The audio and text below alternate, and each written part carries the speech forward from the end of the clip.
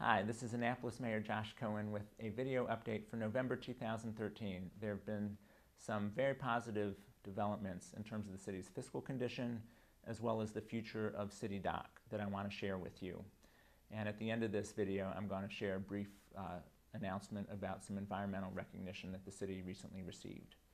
So first, in terms of the city's financial condition, I want to take you back 4 years ago to Pearl Harbor Day, December 7th, 2009, when the City Council and I were sworn in. At that time, the city faced a $23 million annual operating deficit. The city had depleted its cash reserves almost completely to the point that it had to borrow money to pay its bills. And the city faced tens of millions of dollars of liability in its police and fire pension and retiree health care. The City Council and I established 3 priorities to put the city's fiscal house in order.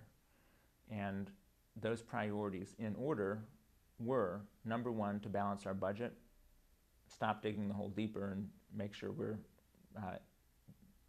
projecting enough revenue to cover our costs. Second priority is, after we've done that, build up our cash on hand, build up our fund balances so that we won't have to borrow money to pay our bills. And the third priority, which was a much longer-term proposition, was get these long-term liabilities of the police and fire pension and retiree health care under control. So, first year, fiscal year 2011, we accomplished the first priority, which is to have a balanced budget. And even though by law, the budget we adopt on paper has to be balanced, the real tale of the tape happens at the end of the fiscal year when all the accounts are reconciled. And for 3 consecutive years, after we've reconciled the annual accounts, we've had surpluses, and I'm confident that at the end of this fiscal year we'll have a surplus too.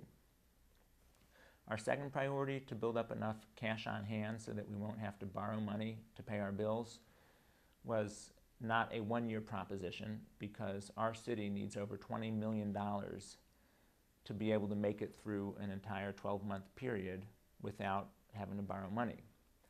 And so 2 years ago, we had begun to restore our fund balance.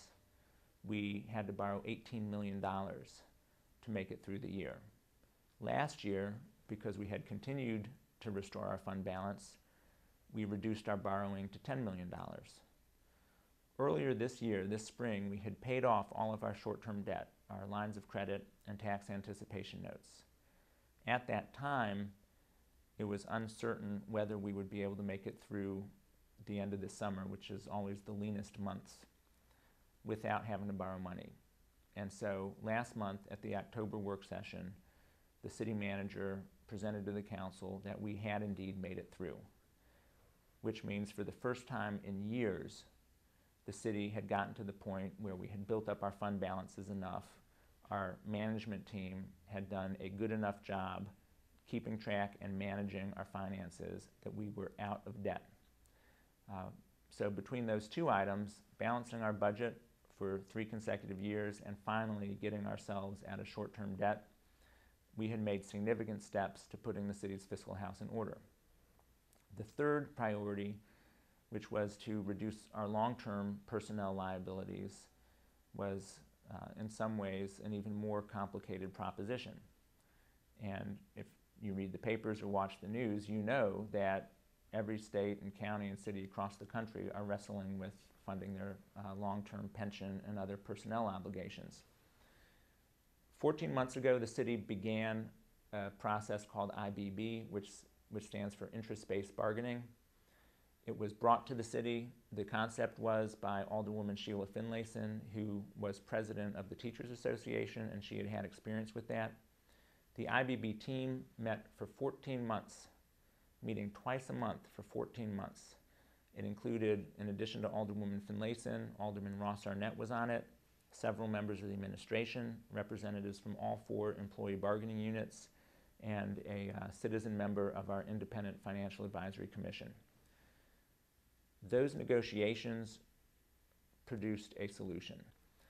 The City Council, at its last meeting, the last Monday in October, unanimously ratified those contracts.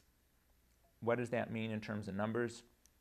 It means in terms of the pension contribution, the city, over these past 4 years, we increased the city's contribution to the police and fire pension from nothing, which it was, up to 11% of payroll.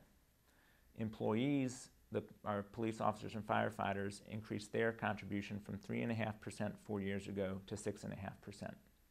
Under the terms of this new contract, the city will increase its contribution from 11% to 18% of payroll in fiscal year 2017. Police officers and firefighters will increase their contribution from 6.5% to 8%. So this new funding level, where the city pays 18%, the employees pay 8%, that funding level, if it's maintained over 20 years, will eliminate the $20 million actuarial liability we have in the police and fire pension. In terms of retiree health care, the city and employees are both contributing. City will continue to contribute 2%, employees will contribute 1%. But the key provision in the retiree health care is that instead of having a defined benefit where employees will be guaranteed certain retiree health care benefits regardless of the city's financial condition, the agreement switches to essentially a defined contribution, which is similar to a 401k. It's a employee benefit account. It benefits employees because it's portable. They can take it with them if they leave the city employment. Unlike the current terms of the retiree health care benefit, which expire at Medicare, employees can still draw down from this account after Medicare if there's funding in it. And it benefits the city because the city no longer has this long-term liability for each employee that it is responsible for. The city's liability is its annual contribution that it makes each year into these benefit accounts. So it is predictable, we can budget for it, and we eliminate this uncertainty and this long-term liability. So, long story short, in 4 years, the city has not only balanced its budget, we have built up our fund balances so that we're out of short-term debt, and with this new agreement that the City Council unanimously adopted, we have established a roadmap and a commitment to eliminate our long-term personnel liabilities. So very good news on the fiscal front, not just in terms of the city government, but for all of us who are taxpayers and who care about having a city government that is financially solvent. I want to switch gears and talk about another major priority of the city for the past few years, which is city dock planning. Almost 3 years ago, December of 2010, the city appointed a city dock advisory committee, 25 residents and business persons in the city. That committee ended up spending 2 years and presented a draft report to the council that outlines a future vision for city dock. Understandably, and as expected, city dock generated a lot of passion and controversy. If there's one thing that this planning process has showed clearly, it's that Annapolitans love city dock and care about it. That's why folks packed council chambers for a marathon 8-hour public hearing. They wouldn't do it if it was a building on the corner or something like that. People from all over Annapolis and beyond care deeply about city dock. The city council, in response to a lot of public input, spent over 18 hours in legislative session just amending the city dock master plan over these past several weeks. And on Monday night, the city council approved the amended city dock master plan. So what is in this plan and what does it mean for the city? What is in the plan is a vision for what we want to preserve about city dock, as well as what are things we want to change or enhance. Nothing's going to happen overnight, but there are a number of projects that we know we have to address. We have to fix the bulkhead around city dock that is being undermined daily. We have to fix the flooding, the nuisance flooding that plagues Dock Street and Compromise Street a dozen times a year.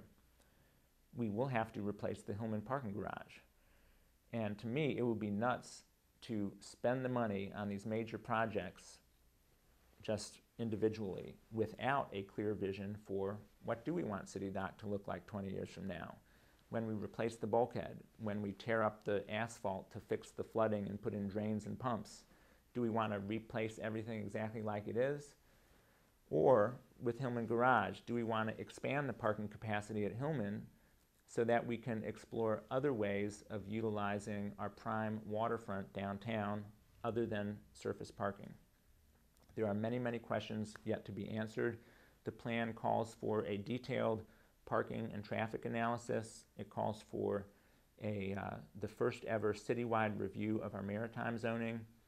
It calls for what's called a cultural landscape survey, which is a detailed analysis of our historic buildings and views. And all of these studies are going to inform the City Council in the future as we make decisions about what needs preserving, what needs improvement, and how can we do it. So the City Dock Master Plan, the amended plan, is available online on the city's website at annapolis.gov.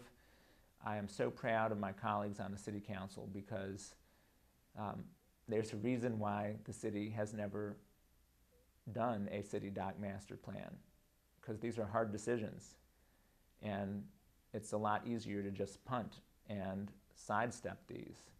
But the City Council was committed to finishing what we started this term, and they persisted through meeting after meeting, and we scheduled several additional meetings because we wanted to get this done.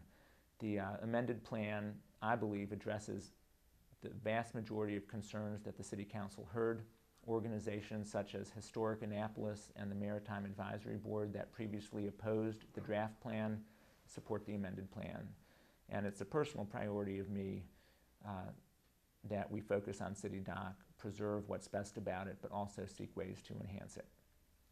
So those are the two major initiatives or major developments of the past few weeks. In addition, there's an announcement that the city received some environmental recognition. The Maryland Municipal League recognized Annapolis as a sustainable municipality. We're one of a handful in the state. And in addition, the National Wildlife Federation a few weeks ago recognized the city as a certified municipal wildlife habitat. There are less than 75 of these in the country, and we're only the second in the state of Maryland to receive that recognition. Now, the environment is very important to Annapolis. And whether you're a sailor and you get out on the water, whether you like to hike in the forest, whether you just like to be outside, I mean, the environment is part of our culture, and environmental awareness is very much part of who we are as Annapolitans. And so these two recognitions, to me, are a tribute, not to me and this administration, but they're really a tribute to the previous administration. Mayor Moyer was a leader in making Annapolis an environmental model. But more than that, they're really a tribute to our environmental awareness collectively as a city. Because so much of the city's environmental accomplishments are due to private citizens, local nonprofits, watershed groups, and others coming together, working to improve our environment. So that is the video update for November. In addition, on a personal note, on the last Monday of October, when we were in this final marathon city council meeting, the last one of our term, my fantasy football team moved into first place in my league. Now it's only week 8, and what really matters is how we end up. But that Monday night was good not only for the city of Annapolis, but for my fantasy football team as well. So that is your video update for November. As always, you can reach me in the mayor's office at 410-263-7997. You can email me at mayor@annapolis.gov, and you can visit my blog, mayorcohen.com, and leave a comment. Thank you for watching.